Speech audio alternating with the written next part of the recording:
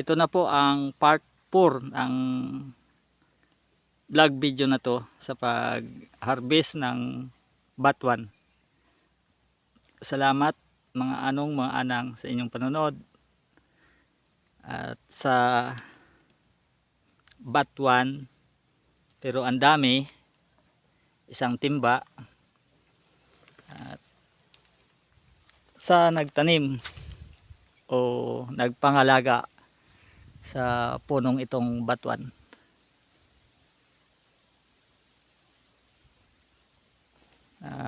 May kwento ko kung saan nagsimula itong sino nagtanim ng batuan na to.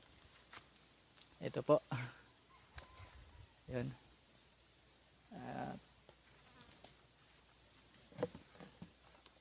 May kukuhanin pa uli tayo.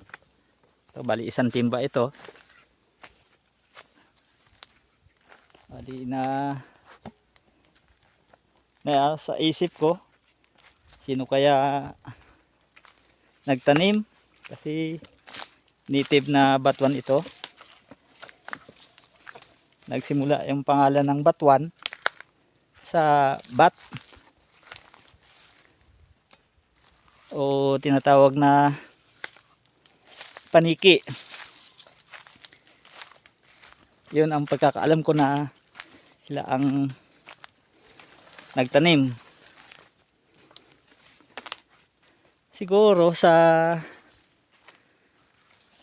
tradisyonal na uga-uga tayo. Kwento ko lang to na ang bat siguro naglilihi. Kumbaga nagbubuntis. Kaya si bat o paniki, kuyuyapnit man ang tawag dito,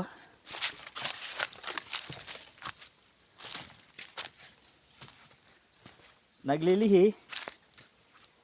Kaya napunta sila sa prutas. Prutas din tong batuan.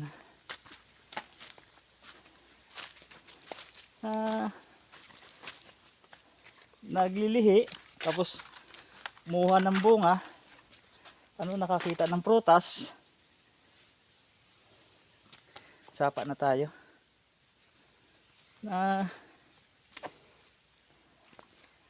Naglilihi. Ganon. Pinaglilihan ng isang prutas. Kaya tumubo, yung may buto, yung prutas na dala kung saan kinain, tapos tumubo. Yung parang umaasim o maasim na prutas. Doon din siguro nagsimula ang pangalan ng batuan. Nandito nga pala ako sa sapa. Dito may inom ng tubig si Jessica nung nabablog ko pa. Ito, tabi-tabi po. Baka magtatanghali na, Biyernes tayo ngayon. Dito tayo sa sapa. Sa susunod, ibablog ko din dito. Ito, ito? Kumbaga pulse. Maliit nga lang pero mataas to. Doon sa baba. Tabi-tabi po. Nagtuturo tayo dito ng tubig o nagkikwento tayo dito. Ayan, mga malalaking puno. Sige po mga anong. Nagbablog muli ako tayo. Ako. May nakuha tayong batuan. Dala na natin pauwi.